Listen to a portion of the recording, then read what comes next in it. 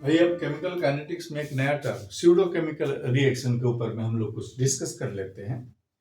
Pseudo chemical reaction हम लोग वैसे रिएक्शन को बोलते हैं जो लगता तो है कि ये हायर ऑर्डर का है, the reaction which is seems to be of higher order but actually it exist in lower order kinetics. This types of reaction is non as pseudo order reaction.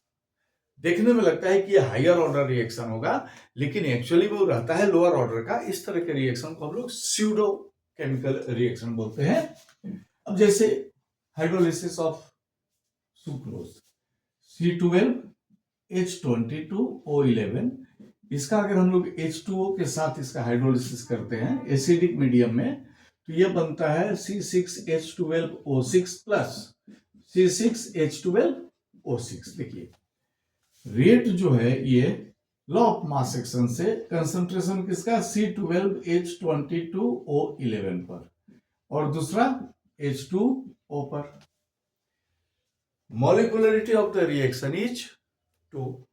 इस रिएक्शन में दो molecules participating हैं, तो जब दो molecule participate कर रहे हैं तो इसका ऑर्डर ऑफ ये मॉलिक्यूलरिटी हो गया तो ऑर्डर ऑफ रिएक्शन भी देखने से लग रहा है ना 1 + 1 2। लेकिन ये जो है ना ये एक्सेस है, इसका कंसंट्रेशन से कोई मतलब नहीं है, उसका कंसंट्रेशन का कोई वैल्यू ही नहीं है। तो ऑर्डर ऑफ रिएक्शन इसका क्या हो गया, order of reaction is equal to 1 because H2O is in excess. In this case, reaction seems to be of higher order, but it is actually lower order kinetics. This is called pseudo chemical reaction और इस reaction को हम लोग pseudo first order reaction बोलेंगे। Clear है, pseudo first order reaction. तो ऐसे ही अगर कोई स्यूडो सेकंड ऑर्डर आएगा, यानी कि लग रहा है कि 3 या 4th ऑर्डर और सेकंड ऑर्डर में आएगा तो स्यूडो सेकंड ऑर्डर रिएक्शन होगा।